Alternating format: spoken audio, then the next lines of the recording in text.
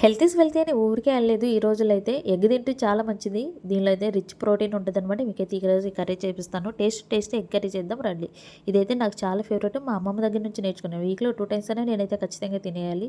ఇదైతే tummy friendly curry అనైతే నేను చెప్తాను. రండి ఎలా చేసుకోవాలో చెప్తాను. గుడ్లో ఇది తీసుకొని ఉడకబెట్టుకునేటప్పుడు ఉప్పేసుకోండి. అదేవిధంగా 2 ఆనియన్స్, 3 టమాటోస్, 2 పచ్చిమిరపకాయలు చిన్నగా కట్ చేసి పెట్టేసుకొని బాండీ పెట్టేసుకొని బాండీలో నూనె వేసుకున్నాక 2 యాలకులు, 2 లవంగాలు, ఒక చెక్క, బే లీఫ్ ఒకటి వేసుకొని వేగినాక ఉల్లిపాయలు వేసుకోండి. ఉల్లిపాయలు దొరకేగినాక ఓ టీ స్పూను అల్లం చిల్లిపాయ పేస్ట్ వేసుకొని రోస్ట్ చేసుకోండి. పసుపు వేసుకోండి. తర్వాత టమాటోస్ యాడ్ చేసుకునేటప్పుడే మనం ఉప్పు, కారము యాడ్ చేసుకొని మగ్గబెట్టాలి. మగ్గిన తర్వాత కట్ చేసి పెట్టుకున్నటువంటి కోడిగుడ్లన్నీ వేసేసుకోండి. మళ్ళీ తిప్పి ఒక 5 నిమిషాలు పెట్టండి. అప్పుడు నూనె అంతా పైకి వచ్చేసింది. అది కర్రీ రెడీ అయినట్టు. ఇప్పుడు 4, 5 కొత్తిమీర కాడలు తీసుకొని సన్నగా తరిగి కర్రీ అంతా కూడా గార్నిష్ చేసుకోండి. టేస్టీ ఎగ్ కర్రీ అయితే చాలా సూపర్గా రెడీ అయిపోయింది. కంపల్సరీ మీరు ట్రై చేసి అయితే నాకు కామెంట్ సెక్షన్లో పెట్టండి. కర్రీ ఎంత బాగా వచ్చిందో, మీరు ఎంత చేశారో. Thank you for watching.